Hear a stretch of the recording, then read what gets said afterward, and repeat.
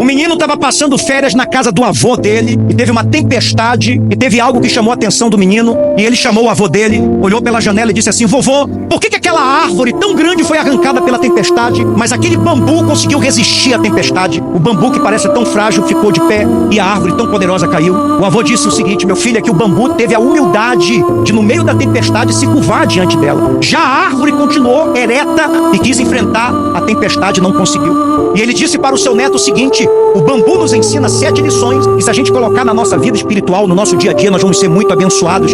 Primeira lição: a gente tem que ser humilde, a gente tem que ser humilde. Quando nós enfrentarmos algum problema que é maior do que nós, a gente tem que se curvar diante de Deus e pedir a força para Ele. Amém? Segunda lição: o bambu tem uma raiz muito profunda. O tamanho que ele tem para fora, ele tem para dentro. Por isso que é muito difícil se arrancar um bambu. E a lição que nós aprendemos é que a gente não pode ser pessoas rasas na presença de Deus. A gente tem que ser pessoas que têm que ter raízes profundas para que nada nem ninguém venha nos arrancar da presença de quem? Terceira lição: o bambu nunca está sozinho. O bambu permite que outros bambus venham crescer ao seu lado. Por isso que ele, junto com outros bambus, são mais fortes. A terceira lição que nós aprendemos é que a gente não deve enfrentar os problemas sozinhos. A gente tem que ter união na nossa casa. A gente tem que ter bons amigos do nosso lado, porque a palavra de Deus nos ensina que é melhor serem 2 do que serem 1. Amém? O bambu nos ensina na quarta lição que não é bom a gente ter galhos. O bambu não tem galho. O galho no bambu só vai atrapalhar. E assim também é na nossa vida. A gente não deve ter galho. O galho são os problemas insignificantes. O galho são as fofocas. O galho são as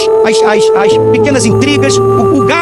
Os galhos são aquelas coisas que o inimigo tenta tirar a nossa paz no dia a dia. A melhor coisa que tem, meu neto, é a gente arrancar os galhos da nossa vida para que a gente possa crescer sobremaneira. Amém? A quinta lição é que o bambu é cheio de nós. O que torna o bambu forte são os seus nós. Os nós representam os problemas que nós enfrentamos, as lutas que nós enfrentamos. Cada luta que nós enfrentamos, cada problema que nós enfrentamos é um nó na nossa vida. A gente vai ficando mais forte, mais sábio, mais confiante e na certeza de que Deus é conosco. Amém? A sexta lição do bambu é que o bambu é oco, o bambu é vazio. Assim tem que ser o cristão. O cristão tem que ser vazio do orgulho, vazio da vaidade, vazio do pecado, porque quando a gente é vazio de tudo isso, a gente vai ser cheio de Deus. Amém? Sétima e última lição do bambu: ele está sempre crescendo para o alto, e assim tem que ser cada filho e cada filha de Deus. Está sempre crescendo para o céu, porque o céu é a nossa meta, o céu é o nosso objetivo, e é no céu que nós vamos chegar, em nome de Jesus.